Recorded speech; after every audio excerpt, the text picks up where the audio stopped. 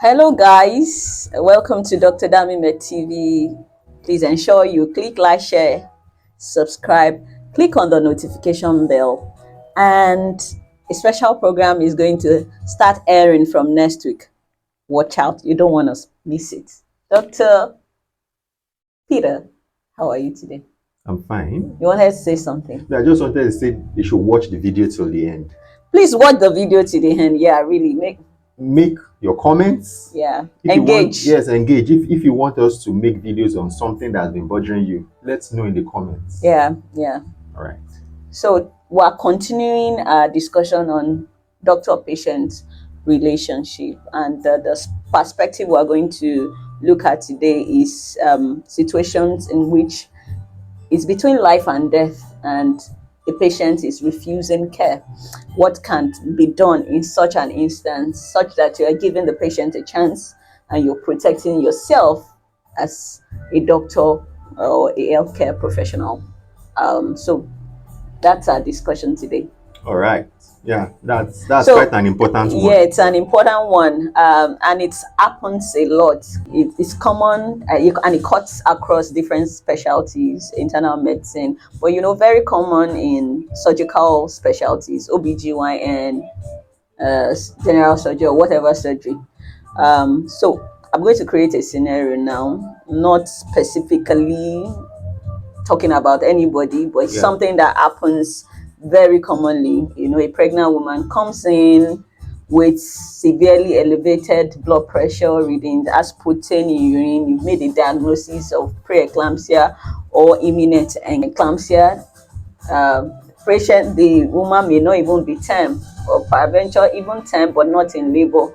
And you have administered some medications, and it's the teaching is that you deliver the baby with the fastest and safest means possible, and then you offer cesarean section, and they refuse.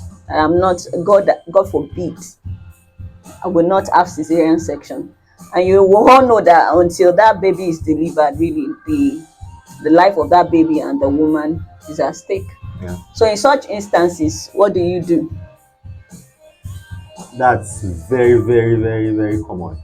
Very common. And it's simply because, like we discussed previously, the expectations of the patient is different. So in terms of, a patient who has severe preeclampsia or eclampsia, they still feel, especially in this side of the world, they still feel they want to deliver baby. Well, someone who already has eclampsia may not even have a choice. Exactly. But it's when they have preeclampsia, nothing, or let's say imminent eclampsia. I mean severe preeclampsia. Yeah, because severe preeclampsia. They say, there's nothing wrong I'm just having this headache. I couldn't sleep. I had something. Just give me medications. I'll be fine. Or let's say the worst case scenario. Can't I be induced? That kind of a thing. But you said that I want to do a cesarean section for me. Or what are you talking about? Yeah, so there are a number of things to think about, really. I usually like outlining my thoughts, even though they are not pre-planned, but some I just want to outline my thoughts. One, we've talked about finding a good healthcare provider. Okay. So if you are seeing an healthcare provider who knows their onions, who is well trained, who you trust, a level of confidence. Yes, it means that you must be able to trust their judgment. Yeah. You must be able to know that if this person tells me this, I should. It's in my interest. Yes, it's not in the interest of the doctor. Many times some people feel that doctors prefer cesarean sections. It's not true. Yeah, maybe some doctors do. Well, maybe some people do. Yes, because we will not fall into the wrong hands. There's no good side that doesn't have a bad side. So not all doctors are good doctors. Yeah, that's true. Some people extort and exploit their patients. Some people want to collect money from you so that they can do a cesarean section, but it makes no sense to a well-trained doctor would not do a cesarean section for you if there is no indication for it. Because of money. No. I mean, there are a lot of stories we hear about people who would pretend as if they are doing a surgery, make a cut on the skin, close the skin, especially for appendectomies. They close the skin back and collect money. Wow. All right. So that's not what we are talking about. We are saying now you found yourself In a a good good healthcare hospital, provider. good doctor, Yes, someone you trust. someone you trust. Those people will give you advice in your own interest. So that's one. So get that straight. So let's put that aside. Now, the next thing we have to think about is, which is very important, is autonomy. That's one of the principles that by which we practice medicine. And that means that you have a right to decide what we should do or what we should not do. So even if we say we want to do a cesarean section and you say no, we cannot do the cesarean section. Yeah. All right. So we need to get that straight. So it's not a question of, oh, they are forcing me. Nobody Nobody is who forcing can you. force you.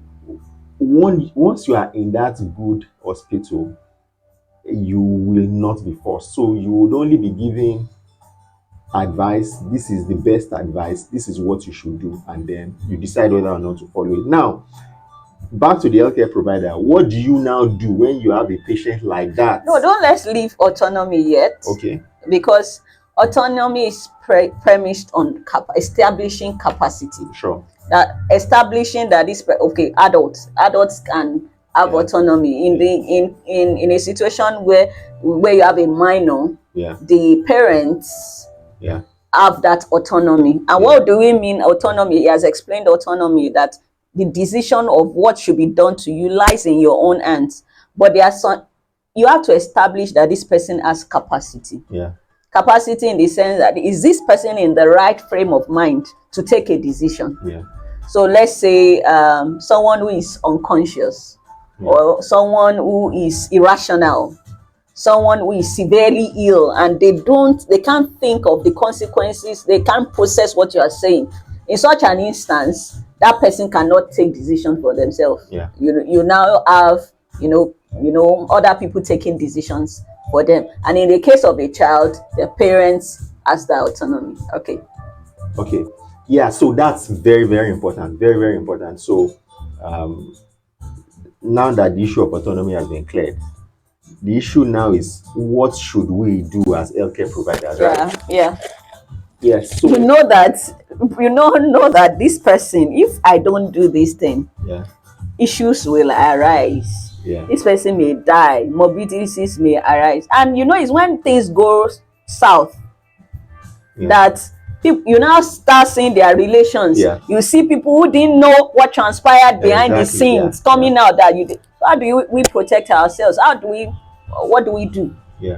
So I think part of the problems we have here is that, especially on this side of the world, is that we have so many patients. There's a lot of pressure, such that when one patient says, I don't want it, it takes a lot of patience on the part of the healthcare provider to say, come, madam, let me explain to you all over again. Madam, call your husband. Let me explain to you and your husband. That's important. Let me call a close relation. Let's Who would you like me to have this conversation with, apart from you? Like a witness. Exactly. In many cases, the spouse. It's very important. It's very important, So that is so important. So that's one of the things the healthcare provider can do. Yes. So the first thing is to go over it again. When the patient says, no, I don't want, he just says, I don't, that's not God's plan for me. So as doctors, a doctor is not going to be thinking about God's plan for you. You are the one that knows God's plan for you. Exactly. So we are going to look at the reality of things. If you say that you are not going to have the cesarean section, what I want to see as a doctor is that the urinalysis picture has changed. I want to see that there's no more protein in your urine. I want to see that your blood pressure has come down. Then I'm going to agree with you. Okay, we work with evidence. That's why. That's not to say we are not believers. Sure, but what I cannot impose my own belief on you. Yes, I cannot practice what I cannot defend. Exactly. I'm not going to be saying that I was having faith on our behalf. Yes, you can have faith. I have faith with you, but I work with evidence. And then you take responsibility. And you take responsibility, exactly. So first thing, you explain all over again to the patient. Many times you explain things to the patients and They are not and they say the listening. doctor did not tell me anything. They are not listening. So that's the reason why there has to be a witness. Exactly, there has to be a witness. So you call somebody else in, you explain all over again, tell them ramifications, let them ask questions and answer the questions. Now this takes a lot from the healthcare provider, because especially when you have other patients patients. waiting, it's a lot. It's going to take a lot of patience. And in calling other people, really, let it come from that person whom to call. You are not the one imposing the whom to call, because there's also the aspect of confidentiality.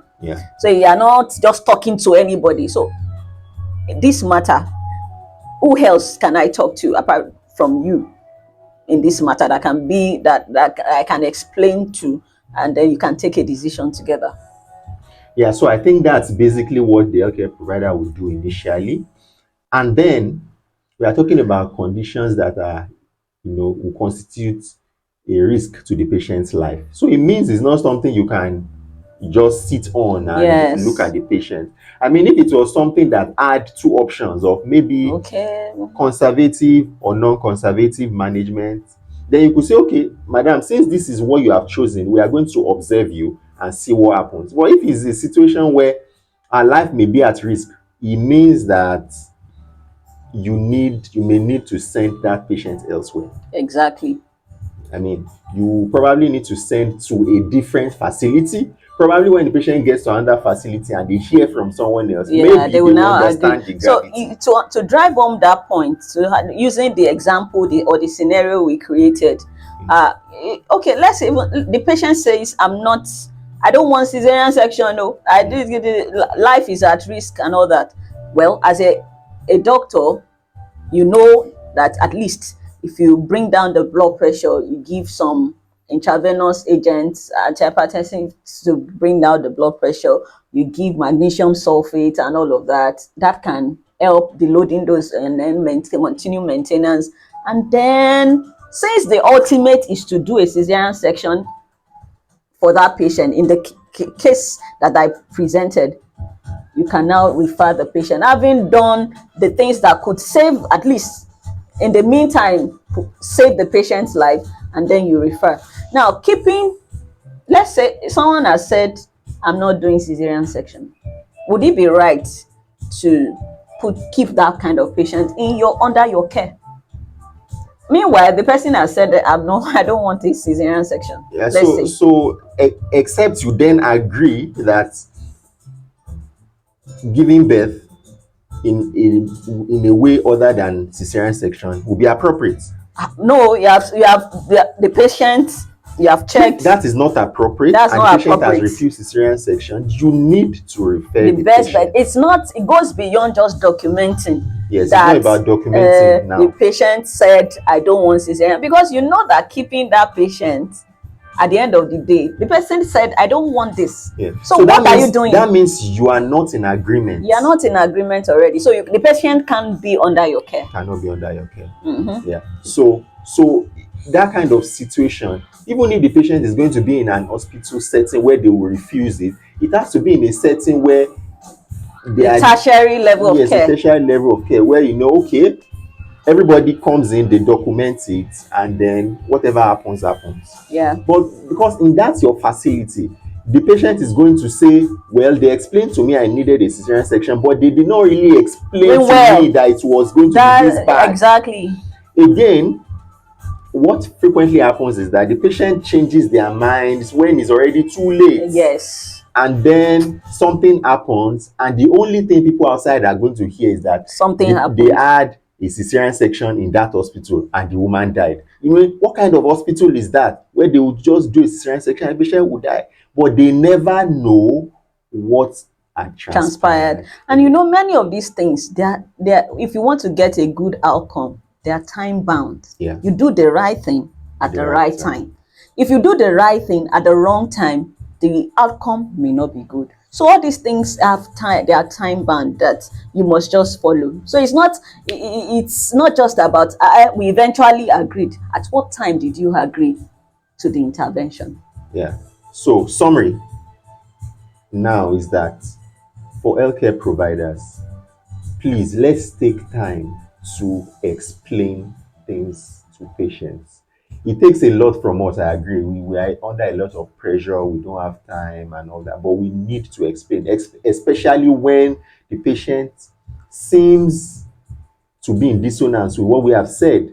We need to take time to explain again to the patient and to a selected relation. Yeah. And then, secondly, please don't keep the patient unnecessarily. Refer them in good time. Don't refer when things have gone bad already. You already know the patient does not want your mode of treatment. So it's not a question of, sometimes we refer patients in an emergency because things happen suddenly. But here, this patient has said, I don't want this. And If you have a Jehovah's Witness who does not want blood transfusion, yeah. and I've seen, there are many of them. There are some of them that come to me and they ask me specifically, doctor, I don't want blood transfusion. Many times I tell them, madam, don't disturb yourself. I'm not even interested in transfusing you. Why should I transfuse you If there's no need yes. for it. So I rarely transfuse my patients. Okay, that's just by the way. But what I mean is that once that decision is made, That this person needs transfusion.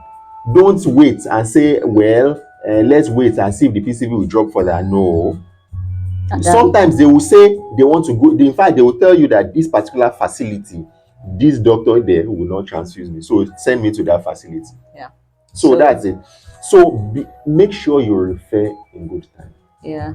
And also, for let's say a patient does not have, you feel that this patient may not have capacity, you can invite in a mental health specialist to determine whether there's capacity or not in that kind of instance. And these two healthcare professionals, you can invite a psychiatrist, or we would like to call them a behavioral specialist, to ascertain capacity.